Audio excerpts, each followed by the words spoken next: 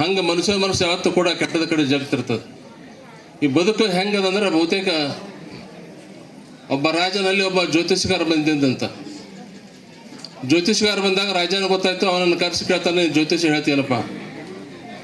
ಹೇಳ್ತೀನಿ ರೀ, ಕರೆ ಹೇಳ್ತೀನ, ಕರೆ ಹೇಳ್ತೀನಿ ನಾನು ಅಂದ್ರೆ ನಾವು ಒಳಗೆ ಹೋಗಿ ಬರ್ತೀನಿ, ಜ್ಯೋತಿಷ್ಯ ಹೇಳಬೇಕು.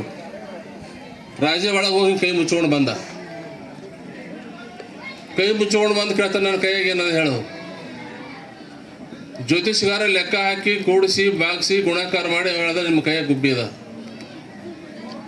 ಖರೆ ಗುಬ್ಬಿ ಇತ್ತು ಕೈಯಾಗ. ಮಹಾರಾಜ ಮತ್ತೊಂದು ಪ್ರಶ್ನೆ ಕೇಳಿದ, ಗುಬ್ಬಿ ಜೀವಂತದನೋ ಸತ್ತದನೋ? ಜ್ಯೋತಿಷಗಾರಂದ, ಅದು ಎರಡು ನಿಮ್ಮ ಕೈಗೆ ಅದ ಅಂದವ.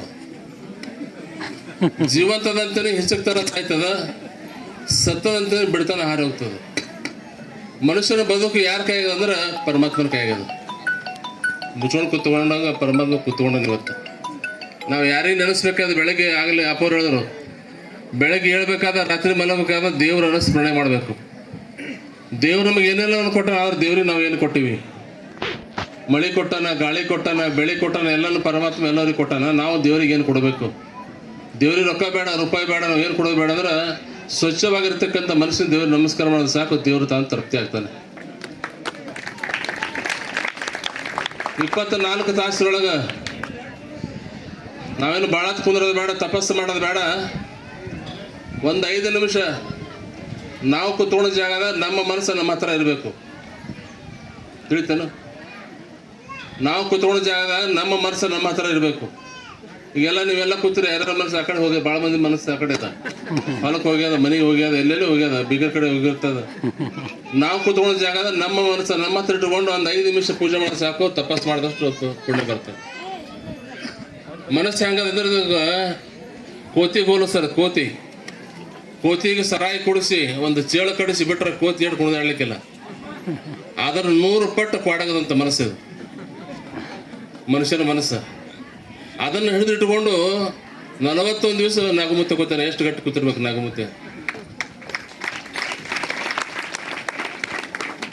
ನಾವು ನೋಡಿದೆ ಬಹುತೇಕ ಎಲ್ಲ ಮಂದಿ ಖಾಲಿ ಆಯ್ತದ ಮಾಡಿದ್ರು.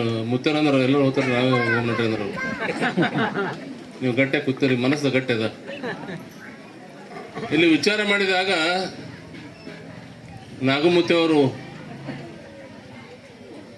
ಎಷ್ಟು ತಾಸು ಕೂತೀರಿ? ಎಷ್ಟು ಗಂಟೆ ಕುಂದಿರ್ತೀರಿ? 3 ಸಲ ದಿನಾನು 9 ತಾಸು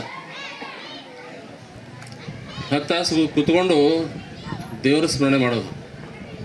ಇಲ್ಲಿ ಏನದಂದ್ರೆ ದೇವರು ಮತ್ತು ಮನುಷ್ಯ ಅನುಸಂಧಾನ. ನಾವು ಪೂಜೆ ಮಾಡ್ಕೋಬೇಕಾದಾಗ, ನಾವು ದೇವ್ರ ಧ್ಯಾನ ಮಾಡಬೇಕಾದಾಗ ನಮ್ಮ ಮನಸ್ಸು ಕಂಟ್ರೋಲ್ ಇರಬೇಕು. ಅಂದಾಗ ಮಾತ್ರ ಅದು ಧ್ಯಾನ ಹತ್ತದ. ಎಲ್ಲರಿಗೆ ಬರ್ತಕ್ಕಂಥದ್ದಲ್ಲ ಅದು. ಅದನ್ನು ಪಡ್ಕೊಂಡಿರ್ತಕ್ಕಂಥವ್ರು ಯಾರಿದೆ ಅಂದ್ರೆ ನನ್ನ ನಾಗಮುತ್ತೆ ಪಡ್ಕೊಳ್ಳೋಣ ಅಂಥ ಒಂದು ಅನುಷ್ಠಾನ ಮಂಗಲ ಕಾರ್ಯಕ್ರಮವೆಲ್ಲ ಭಾಗಿಗಳಾಗಿದ್ದಾರೆ. ನಾಗಮುತ್ತೆ ಮಾಡಿರ್ತಕ್ಕಂಥ ಅನುಷ್ಠಾನ ಇಲ್ಲಿ ಏನದಂದ್ರೆ ಪಾದಪುರುಷ, ನೇತ್ರಪುರುಷ, ಭಾವಪುರುಷ, ಹಸ್ತಪುರುಷ. ಒಬ್ಬ ಗುರುವಿನ ಬಳಿ, ಒಬ್ಬ ಶರಣನ ಬಳಿ, ಒಬ್ಬ ಸಂತನ ಬಳಿ ಪಂಚಪುರುಷಗಳು ಇರ್ತಾವೆ. ನೋಡಿದ್ರೆ ಸಾಕು, ಪ್ರತಿಯೊಂದು ವಸ್ತು ಕೂಡ ಪವಿತ್ರ ಆಗ್ತದೆ. ನಾಲಿಗೆಯಿಂದ ನಿಮಗೆಲ್ಲರಿಗೂ ಒಳ್ಳೇದಾಗಲ್ಲ ಅಂದ್ರೆ ಅದು ಒಳ್ಳೇದಾಗ್ತದೆ. ಆ ಪಂಚಪುರುಷ ಬರ್ಬೇಕಂದ್ರೆ ಭಾಳ ತಪಸ್ಸು ಮಾಡಬೇಕು. ಅಂಥ ತಪಸ್ಸನ್ನು ನಾಗಮುತ್ತೆ ಮಾಡ್ಲಿಕ್ಕೆ ಸಾಧನೆ ಆಗಬೇಕು ಅವ್ರಿಗೆ. ದೇವರು ಒಳ್ಳೇದು ಮಾಡಲಿ. ಸರ್ವರಿಗೂ ಕೂಡ ಪರಮಾತ್ಮ ಚನ್ನಮಲ್ಲೇಶ ಉತ್ತರೋತ್ತರವಾಗಿರ್ತಕ್ಕಂಥ ಆಯುಷ ಆರೋಗ್ಯ ಭೋಗ ಕಾಪಾಡಲಿಂದ ಹಾರೈಸಿ 2 ಮತ್ತಿಗೆ ಕೊಡೋಣ.